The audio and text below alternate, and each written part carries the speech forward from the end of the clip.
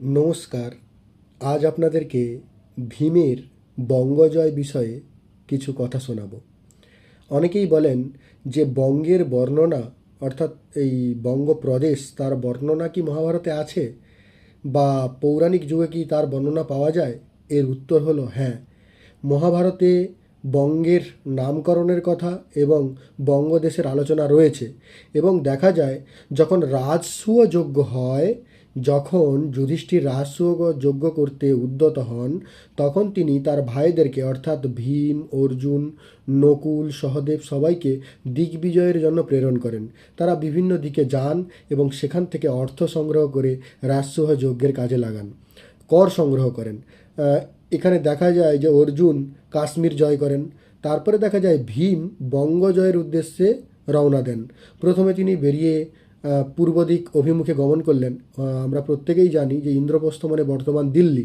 তো সেখান থেকে পূর্ব অভিমুখে গিয়ে প্রথমে লোচমান নামক একজন রাজাকে তিনি পরাজিত করেছিলেন।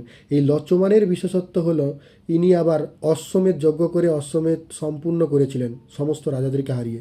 এরকম একজন বীর রাজাকে ভীম কিন্তু হারিয়েছিলেন। তারপরে পূর্ব দিকভিমুখে গমন করতে লাগলেন। সেখানে চেদিরাজ শিশুপালকে তিনি পরাজিত করার উদ্দেশ্য নিয়ে গেছিলেন, কিন্তু শিশুপাল কর দিতে সম্মত হয়ে যান এবং তাকে সম্মান প্রদান করেন, ভীমকে সম্মান দেখান। এবং তারপরে আমরা দেখি যে তিনি সেখান থেকে আস্তে আস্তে অযোধ্যায় আসেন। অযোধ্যা নরপতি যিনি ছিলেন তাকে পরাজিত করেন। তারপরে অযোধ্যা থেকে বিহার অভিমুখে গমন করেন এবং কোশল জয় করেন। তারপরে কোশল জয় করে তিনি মগধে আসেন। মগধে তখন জরাসন্ধ নেই, জরাসন্ধকে তিনি পূর্বেই বধ করেছিলেন। তারপরে মগধ থেকে তিনি আস্তে আস্তে বঙ্গের দিকে আসেন এবং তৎকালীন সময়ে বঙ্গে রাজা ছিলেন, বিভিন্ন জায়গায় ছোট ছোট রাজারা ছিলেন, যেরকম সমুদ্রসেন, চন্দ্রসেন, তাম্রলিপ্তের অধীশ্বর, তারপরে কর্কটাধিপতি এবং যে ম্লেচ্ছ সমুদ্র উপকূলে যে ম্লেচ্ছ রাজারা ছিল প্রত্যেককেই তিনি পরাজিত করেন।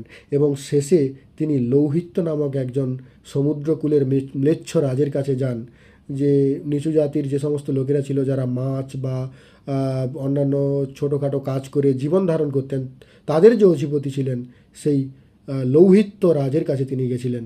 এবং সেই লৌহিত্য, নিচু জাতি উঁচু জাতি বলতে যারা বিরাট বড় কিছু করতেন না, ছোটোখাটো কাজ করতেন, মাছ বা অন্যান্য ছোটোখাটো কাজ, তারা এখানে নিচু জাতি বলা হয়েছে।